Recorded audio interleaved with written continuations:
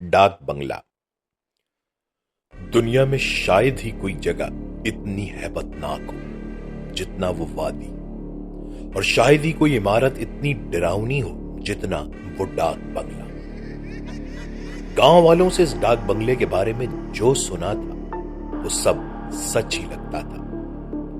इस जगह पर आसेब ज़दा होने का शक कोई गलत बात नहीं थी, लेकिन मुझे तो बहरहाल रिहाइश का मसला हल करना था, और वो ऐसे ही किसी वीराने में मुमकिन था, क्योंकि मेरे काम की नौयत ही ऐसी थी।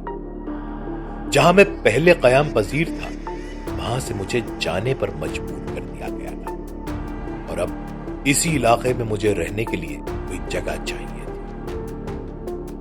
डाक बंगले के बाहर लोहे का फाटक लगा था, जिसको धक्का दिया तो वो खुलता चला गया, मगर ऐसी आवाज के साथ जैसी जंग आलूद कब्जों में से निकलती है।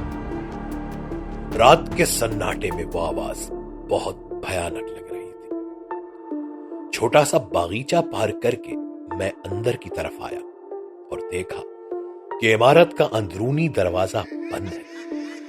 इमारत 2 मंजिला थी, लेकिन रोशनी सिर्फ नीचे की मंजिल पर हो रही थी। दरवाजे पर दस्तक देने पर जब काफी देर तक कोई जवाब ना आया, तो मैंने उस दरवाजे को भी अंदर धकेला। ये निस्बतन कम शोर के साथ खुला और मुझे एक बड़ी सी लॉबी में पहुंचा दिया, जहां से एक जीना ऊपर की जानिब जा रहा था। इमारत में इतना सन्नाटा खिलाफ तवक्कुह था, क्योंकि मेरी मालूमात के मुताबिक यहां एक चौकीदार भी था और एक केयरटेकर भी, जो खुद को डाक बंगले का मैनेजर कहता था। फिलहाल उनका कहीं कोई अता पता ना था। पूरे बंगले पर हू का आलम जारी था। लगता ही नहीं था कि यहां कभी कोई आया है। मैं अपनी मुमकिना रिहाइश के बारे में गौर कर ही रहा था कि अचानक ठक ठक की आवाज आई, जैसे कोई लकड़ी की चीज फर्श पर मार रहा हो। फर्श भी लकड़ी का था, तो आवाज का असर दुगना था। मेरे पलटने से पहले किसी ने मेरी कमर के साथ कुछ लगा दिया। अंदाज ऐसा था जैसे वो पिस्तौल या बंदूक की नाली हो। साथ ही किसी ने करख्त आवाज में पूछा, कौन हो तुम? क्योंकि मुझे हाथ ऊपर करने या पीछे ना पलटने का हुक्म नहीं मिला था, इसलिए मैं रिस्क लेकर पलट गया। मेरे सामने एक ऊल जलूल सा नौजवान खड़ा था, जिसने एक छड़ी मेरी कमर से लगाई हुई। मेरे अचानक पलटने से वो घबराया, लेकिन जब मैंने कुछ और नहीं किया तो नॉर्मल हो गया। माफ कीजिएगा, मुझे यहां के मैनेजर से मिलना है। दस्तक पर जवाब ना मिला तो अंदर आ गया। मैंने निहायत तमीज से कहा, मैं ही यहां का मैनेजर हूं। अंदर किचन में था। आप मुझसे क्यों मिलना चाहते हैं? नौजवान ने पूछा। मुझे कुछ दिन यहां रहने की इजाजत चाहिए। मैंने मतलब की बात की। कैसी बातें करते हैं आप? ये सरकारी इमारत है और दौरे पर आए हुए सरकारी अफसरान या उनकी फैमिली के लिए मखसूस है। मैं आपको यहां ठहरने की इजाजत कैसे दे सकता हूं? मैनेजर ने बेरुखी से कहा। उसकी ये बेरुखी वक्ती और मसनूई थी, क्योंकि मेरी रिपोर्ट के मुताबिक वो और चौकीदार मिलके डाक बंगले में खुफिया मेहमान ठहरा लेते थे। ऐसा उन दिनों में होता था जब किसी अफसर के आने की उम्मीद ना हो। अफसर की अचानक आमद पर मेहमान को चुपके से चलता कर दिया जाता था। इस कारोबार से मैनेजर और चौकीदार को ठीक ठाक आमदनी हो रही थी। आप चाहें तो क्या नहीं हो सकता। आप मुझे ठहरा लेंगे और किसी को पता भी नहीं चलेगा। बस कुछ दिन की बात है। इतने से अरसे के लिए आप जो चाहें मैं आपकी खिदमत कर दूंगा। मैंने तीर निशाने पर लगाने की कोशिश की। पहले आप ये बताएं कि आप हैं कौन? इजाजत का फैसला तो बाद में होगा। मैनेजर ने थोड़ी सी सख्ती दिखाई। आप ये समझ लें कि मेरा यहां ठहरना बहुत जरूरी है। आपके लिए ये मुश्किल नहीं, और ये बात मैं कंफर्म करके यहां आया हूं। मैनेजर ने कुछ देर सोचा और फिर जरा नरमी से कहा, अच्छा चलें आप यहां बैठे, मैं चाय बना रहा था, चाय पर बात करते हैं। मैं कोने पर रखी मेज कुर्सी की तरफ बढ़ गया और मैनेजर वापस अंदर चला गया। थोड़ी देर बाद वो 2 कप चाय लेकर आया और मेरे सामने बैठ के चाय के दूसरे कप की तरफ इशारा किया। नहीं शुक्रिया, मैं चाय नहीं पीता, मैंने माजरत की। चले ये भी मैं ही पी लूंगा, हम बात आगे बढ़ाते हैं।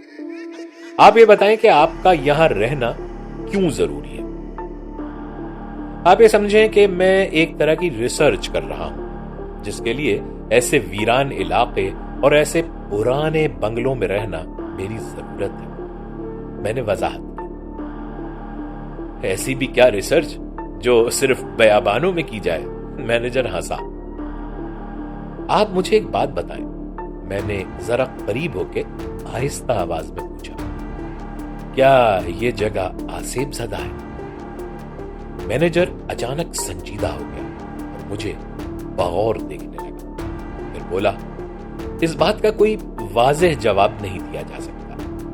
आप ये देखें कि आबादी से दूर इस डाक बंगले में सिर्फ हम 2 लोग रहते हैं, एक मैं और दूसरा चौकीदार जो थोड़ी देर के लिए गांव गया हुआ है। मैं आपकी बात समझा नहीं, मैंने उलझ के कहा। ऐसे माहौल में शायद रोजमर्रा की आवाजें और हरकत व सकनात भी किसी आसेब की कार्रवाई लगती हैं, तो सही सही कैसे बताऊं। माफ कीजिएगा, लेकिन नजदीक तरीन आबादी में यह बंगला आसेब ज़दा ही मशहूर है। क्या आपको यहां डर नहीं लगता? मैंने पूछा। जी नहीं, हम लोगों ने डरना अब छोड़ दिया है, शायद आदी हो गए हैं यकीनी और बेयकीनी की दरमियानी कैफियत। गोया ऐसी अलामात मौजूद हैं कि यहां गैर इंसानी कार्रवाई होती है, मैंने बराह रास्त पूछा। है भी और नहीं भी। कभी कभी कदमों और सरसराहटों की आवाज दीवारों और छत से आती है, लेकिन यहां गुलहरियां और चूहे इतने ज्यादा हैं कि ये उनकी शरारत भी हो सकती है। वही कभी कभी किचन में खाने का सामान उल्टा के भी चले जाते हैं। इसके अलावा मेरी दिलचस्पी अब बढ़ रही थी। कभी अचानक कमरे में रोशनी का एक शोला सा लपक जाता है, लेकिन यह किसी गाड़ी की रोशनी भी हो सकती है जो सड़क बहुत दूर होने के बावजूद हम तक पहुंच जाती है। मैनेजर जैसे अपनी बात में ही कुछ खो सा गया था। लेकिन कोई ऐसी बात कि जिसकी आपके पास कोई वजाहत ना हो, कोई ऐसा वाकया, मैंने जोर देकर कहा। हाँ, एक बार मुझे ऐसा लगा कि किसी ने सोते में मुझे बिस्तर से नीचे फर्श पर फेंक दिया।